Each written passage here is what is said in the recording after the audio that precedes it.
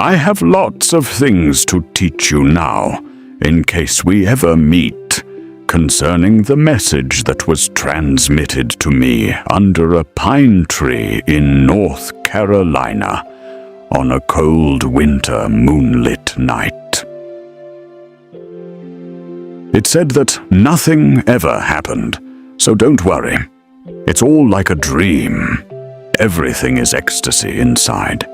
We just don't know it because of our thinking minds, but in our true blissful essence of mind is known that everything is all right forever, and forever, and forever. Close your eyes, let your hands and nerve ends drop. Stop breathing for 3 seconds. Listen to the silence inside the illusion of the world, and you will remember the lesson you forgot, which was taught in immense Milky Way, soft cloud, innumerable worlds, long ago, and not even at all.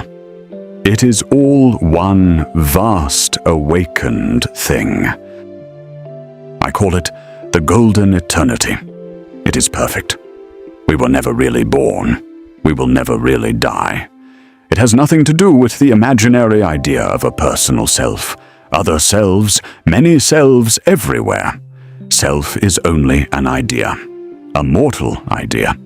That which passes into everything is one thing. It's a dream, already ended. There's nothing to be afraid of and nothing to be glad about. I know this from staring at mountains months on end. They never show any expression. They are like empty space. Do you think the emptiness of space will ever crumble away?